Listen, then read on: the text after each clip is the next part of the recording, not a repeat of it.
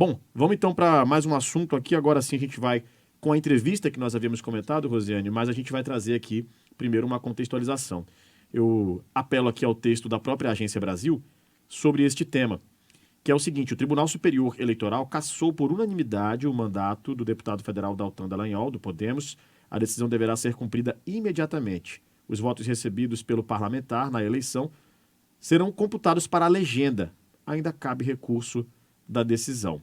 Foi ontem à noite que nós tivemos essa cassação do mandato. Para os ministros do TSE, Dallagnol tentou burlar a lei de inelegibilidade ao deixar o Ministério Público Federal durante o trâmite de processos administrativos disciplinares contra ele no Conselho Nacional do Ministério Público.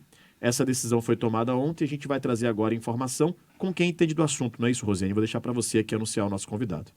Com quem entende do assunto, é um dos melhores advogados dessa área eleitoral e é quem sempre foi crítico da lei da ficha limpa. Então, a gente vai entender a aplicação de ontem, qual é o regramento da lei, se ela está enquadrada dentro da letra da lei, com uma pessoa que é crítica sempre. Eu inclusive, liguei para ele hoje, lembrando que ele me falou quando a lei da ficha limpa estava em discussão para ser aprovada, que é o doutor Yuri Dantas Barroso. Seja bem-vindo, doutor Yuri. Bom dia, Rose. Bom dia a todos que estão aí no estúdio. Bom dia aos ouvintes da rádio também. Doutor Yuri, seja bem-vindo conosco aqui na Band News Difusora FM, na coluna de política. Bom, como a Rosiane falou, a gente vai tentar entender, tentar passar também para os ouvintes que acompanham aqui a programação, o que aconteceu, qual é o motivo dessa decisão do TSE e tentar trazer sempre informação, esclarecimento. Afinal, essa é a função nossa aqui como concessão pública e responsabilidade como jornalistas. Rosiane, você assina essa coluna, podemos iniciar então essa entrevista rapidamente. Como todo mundo já sabe que o Dallagnol, o deputado federal, foi cassado, a gente precisa entender o que aconteceu na decisão de ontem, e é isso que o doutor Yuri, que é professor também de Direito Eleitoral, vem fazer aqui na Band News para nos ajudar a compreender. Bom, doutor Yuri, a lei da ficha limpa, ela prevê uma série de regramentos que colocam alguns candidatos como ficha suja e põe um filtro para que eles não possam participar, se quer ser votado da eleição.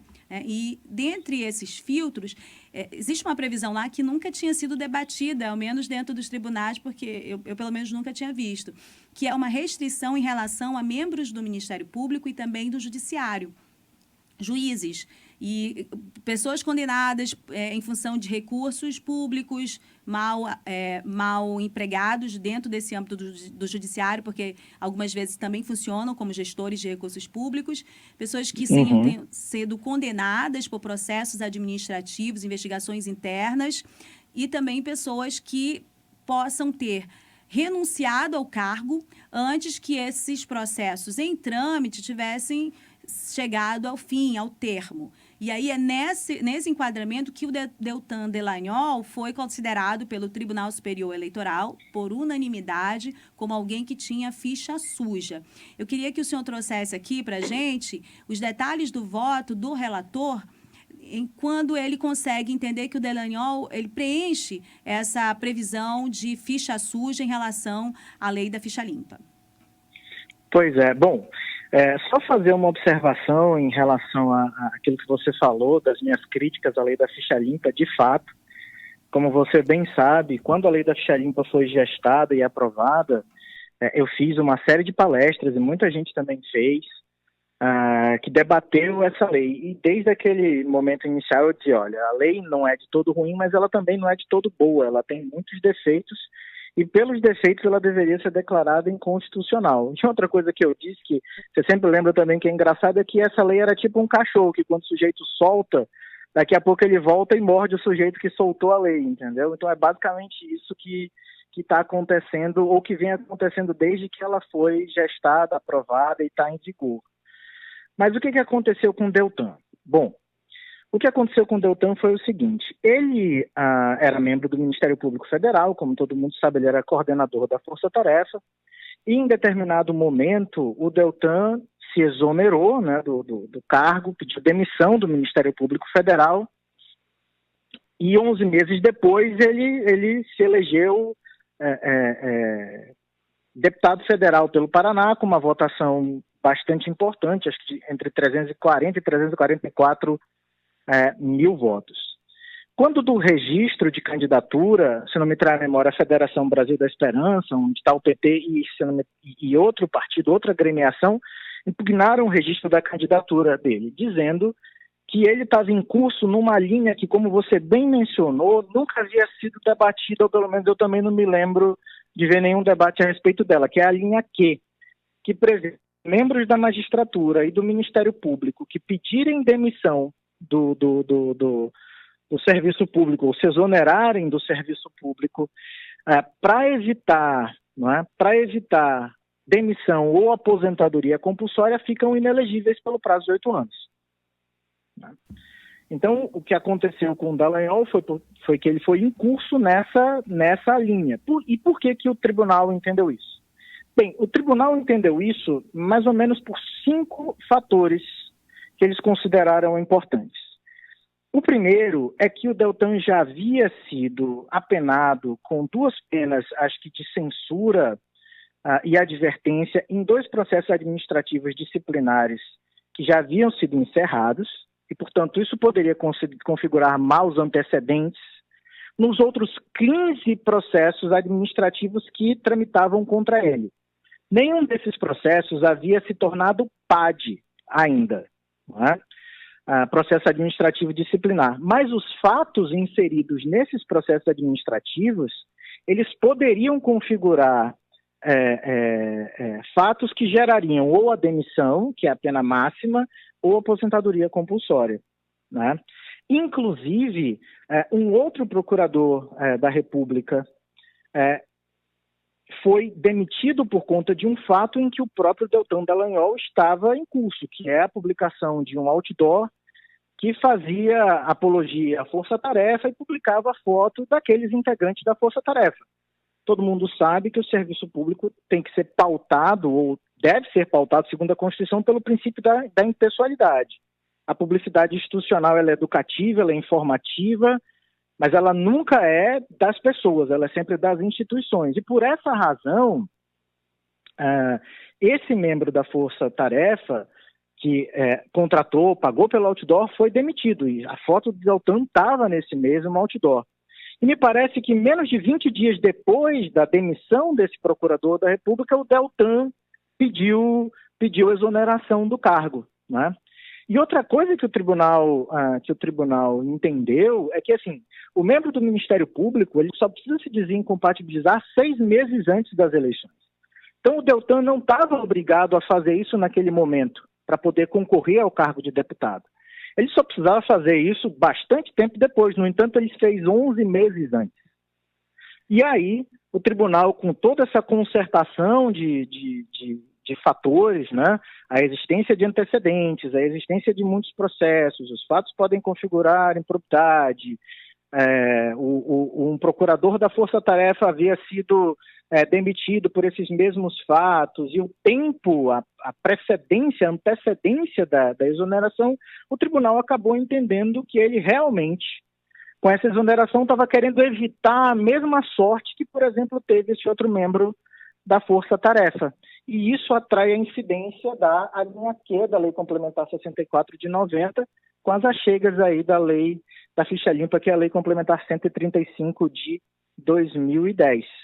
Né? Então, o tribunal cassou o Deltan por isso. Havia um outro apontamento de inelegibilidade do Deltan, porque as contas dele haviam sido reprovadas pelo TCU em razão de um pagamento inadequado de diárias e tal a membros da Força Tarefa, mas ele suspendeu essa decisão do TCU com um processo judicial. Portanto, isso não foi considerado.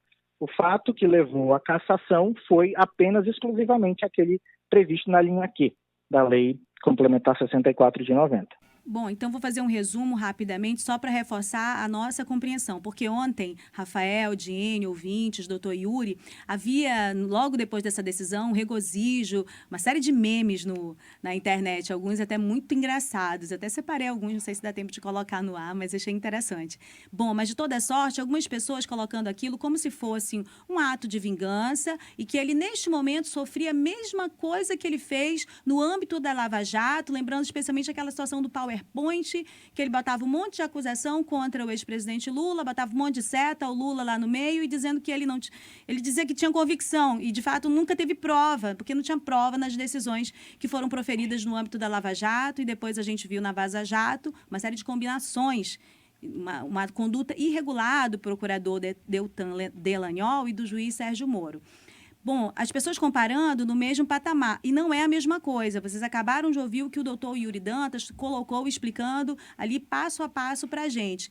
Havia mais de uma alegação e previsão de enquadramento do Dallagnol em relação ao que está na lei da ficha limpa. Daqui a pouquinho a gente já discute um pouquinho sobre a lei da ficha limpa, mas ela é lei, é lei. A lei está lá, ela está em vigor, e o que está lá prevê condenações em pessoas em relação ao recurso público e em relação a essa conduta de membro do Ministério Público. Havia essas duas condenações. Em relação ao recurso público, o Dallagnol conseguiu uma decisão, né, extra em relação à Justiça Eleitoral, uma decisão da Justiça Comum, suspendendo a condenação dele em relação ao recurso público. Então, sobrou a conduta dele em relação a sua atividade como membro do Ministério Público.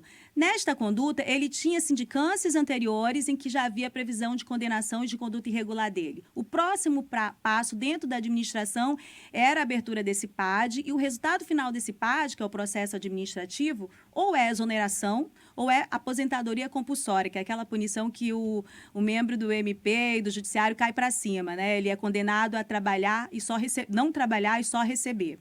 Pois bem, não chega a esse fim, por quê? Porque o Dallagnol renuncia antes à função dele. E aí, na construção dos fatos e da conduta do próprio Dallagnol, eles compreendem que aquele PAD, a grande possibilidade dele de condenação do Dallagnol, pelas circunstâncias todas anteriores da sindicância, de ele renunciar antes do que prevê a legislação eleitoral, como colocou o doutor Yuri, mas também em relação a uma condenação em PAD de um outro procurador que era acusado das mesmas coisas que o Dallagnol. Então, é essa construção, não é a mesma coisa. Ela é a avaliação do que cabe na lei e do que a conduta dele expôs, que seria o caminho natural do PAD em relação a ele. Esse é um dado importante ser esclarecido em relação à decisão do Tribunal Superior Eleitoral. Aí, doutor Yuri, eu passo a um outro passo. O ministro Alexandre de Moraes, ao final da decisão, ele disse, olha, cumpra-se de forma imediata. Esse é um entendimento que cabe à Corte ou diretamente ao presidente do TSE? Essa é uma pergunta. E elas, quando se fala em cumprimento imediato, não precisa nem de publicação. A partir de hoje, o Dallagnol já precisa limpar as gavetas na Câmara dos Deputados e a Câmara convocar o seu suplente. É isso? Olha só, na verdade, assim, quem é responsável pelo cumprimento, quem é responsável por cumprir e fazer cumprir as decisões de qualquer tribunal é a sua presidência, né? Então, de fato, cabe ao ministro Alexandre de Moraes determinar isso. Mas, de qualquer maneira, eu acho que isso tem sido um espelho das decisões recentes do Tribunal Superior Eleitoral. E esse não é um espelho, digamos assim, duradouro, porque existem recortes, viu, Rose? Eu vou lembrar a todos, por exemplo, do que aconteceu com o governador José Mello. Eu era advogado dele, o tribunal determinou o cumprimento imediato da sua decisão e, portanto, que a ordem viesse ao Tribunal Regional Eleitoral do Amazonas, porque o Tribunal Regional Eleitoral do Amazonas comunicasse à Assembleia Legislativa e, portanto, o governador deixasse o cargo com a assunção do presidente da Assembleia Legislativa, que naquele momento era o hoje prefeito Davi Almeida. Só que essa inexistência, assim, esse cumprimento imediato, independentemente da publicação, ela acabou deixando os advogados sem jurisdição, ou seja, a gente não podia recorrer porque não tinha acórdão, não é? E se a gente recorresse, esse recurso seria prepóstero. Então, assim, eu até preciso fazer uma crítica a essa postura do tribunal, porque isso geralmente acaba deixando os advogados de mãos atadas, né? Porque a gente não tem o que fazer considerando a decisão da corte. Depois dessa situação que envolveu o governador José Mello, o tribunal voltou a enfatizar a necessidade de publicação da decisão, justamente para não acontecer o que aconteceu com o governador José Mello. Mas isso tem ido e vindo, e a determinação do ministro Alexandre de Moraes é, portanto, para ser cumprida. Essa decisão do Tribunal Superior Eleitoral vai ao Tribunal Regional Eleitoral do Paraná, e o Tribunal Regional Eleitoral do Paraná fará a comunicação necessária para que a Câmara Federal dê posse ao suplente do deputado Deltan Dallagnol, independentemente de publicação do acórdão. É isso que vai acontecer. Bem, olha, para encerrar, eu sei que a gente precisaria de mais tempo, mas eu combinei com o doutor Yuri apenas 10 minutos para a gente explicar a decisão de ontem, mas eu devo lembrar, que é o que ele acabou de falar no início da entrevista, Rafael, Jenny, que quando estavam discutindo a lei da ficha limpa, quando a Lava Jato começou com aquelas decisões que eram altamente questionáveis no campo do ponto de vista jurídico, do ponto de vista dos advogados da defesa, você vê que na balança, né, doutor Yuri, na balança da justiça, da deusa da justiça, todas as balanças estão equilibradas e no direito penal ela está em desequilíbrio, né? Ela está pendendo mais para um lado. E o lado que pende é o lado do réu, é do acusado, para que ele tenha todas as possibilidades de defesa para que não haja dúvida em relação à sua condenação. Não foi uma premissa da Lava Jato, muito pelo contrário. Além de negar algumas possibilidades da defesa, havia depois toda uma conduta muito irregular, danosa para o país, né, para o direito, né, para a legislação brasileira, para todos os cidadãos, porque aquilo ali gerou consequências. Agora, há também todo um enquadramento dessa própria lei, aí é nesse enquadramento da lei que o doutor Yuri me falava, olha, Rose, eu não sei não, mas esse cachorro que estão soltando agora vai voltar e vai morder o traseiro dessa turma toda. Eles não estão entendendo. Ele fala das pessoas que estavam entusiasmadas com a aprovação de uma lei que era desproporcional, que tratava de uma forma igual situações diferentes. Então, doutor Yuri, embora houvesse uma discordância, mas nesse momento, imagino que há uma série de críticas, o senhor me colocou no off várias críticas que a gente precisa trazer aqui, mas a lei, ela está em vigor e ela deve ser cumprida. Se ela precisa ser alterada, é outro âmbito, não no âmbito do processo do Dallagnol. Exatamente. E outra coisa, a gente precisa lembrar que a lei da ficha limpa foi submetida a controle de constitucionalidade perante o Supremo Tribunal Federal. E o Supremo Tribunal Federal decidiu que a lei é por completo constitucional. Então, bom ou ruim, a lei precisa ser aplicada. E foi só isso que o Tribunal Superior Eleitoral fez e tem feito recentemente, né, em relação a essas questões previstas lá na Lei Complementar das Inelegibilidades. Então, não há, assim, eu acho que tudo bem, um deputado com muitos votos e tudo mais, uma decisão unânime, nem houve debate e tudo mais, mas eu acho que isso não deve causar assombro.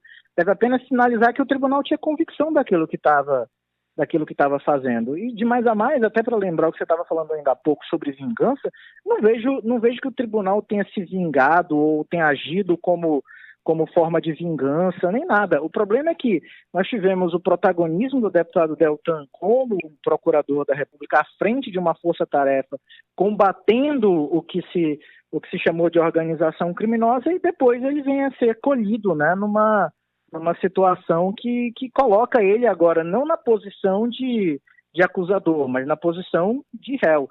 E aí, se eu tiver tempo ainda para fazer uma observação em relação a essa coisa do réu, é óbvio que em qualquer direito sancionatório, eleitoral, penal ou qualquer coisa, a posição do réu precisa ter algum privilégio. Não é porque a gente deva defender quem comete crime ou coisa parecida. Primeiro que nem se sabe se o réu cometeu crime nenhum. Depois porque o réu vai contra a força do Estado. Imagina, a potência de um Estado inteiro contra uma pessoa. Essa pessoa precisa de garantias para poder ter a sua defesa feita de forma adequada. Isso não é defender bandido, é apenas ser razoável em relação ao equilíbrio das forças dentro do Estado Democrático de Direito, que é algo que deve ser observado também na esfera penal ou sancionatória de modo geral. E se chama atenção tudo isso, só esticando um pouquinho mais, Rafael, porque é importante, nós estamos numa cidade que está muito pendente a um debate raso e desinformação. Então, se chama atenção todo esse contexto, não é pela postura que deve ser considerada vingativa de um tribunal que aplicou estritamente o que está no termo da lei. O que chama atenção é a ironia da conduta do sujeito, no caso, o Deltan Dallagnol, porque ele fazia toda uma defesa de que esse tipo de legislação e outras questões fossem cumpridas, né? Outras ilegalidades da conduta dele. E agora, esse cachorro voltou no traseiro dele, é isso? Por isso que a frase do doutor Yuri a metáfora dele é tão importante para a gente compreender. O nosso ponto de crítica não tem que estar, neste momento, na conduta do tribunal, tem que estar na conduta desta pessoa. Por que essa pessoa, num momento, fazia um discurso, agora faz outro, tentando confundir a opinião pública, mas não responde pelos seus próprios atos, nem os anteriores, nem o atual. Foge dessa questão usando o nome de Deus e que está atuando contra a corrupção. Sempre palavras de um contexto que vai impactar um público, colocando como salvador da pátria. As pessoas acreditam nisso? Não há, né? Há o nosso entendimento de compreensão de como deve funcionar o Estado Democrático de Direito e não para uma pessoa, não de uma forma seletiva. Quando eu não gosto, tudo, contra essa pessoa. E quando eu gosto, nada. Não, as coisas não funcionam desse jeito, nós não progredimos como sociedade dessa forma. Olha, doutor Yuri, eu agradeço demais a sua participação mais uma vez e deixo aqui um espaço de 1 minuto para as suas considerações finais. Olha, eu quero apenas agradecer, na verdade, o seu convite, o convite da rádio. Eu quero agradecer a todos que estão aí no estúdio mais uma vez. E mandar um abraço carinhoso também para todos, mandar um abraço carinhoso para os ouvintes e dizer que eu fico à disposição. Sempre que precisarem contar comigo, para qualquer esclarecimento, eu fico às ordens.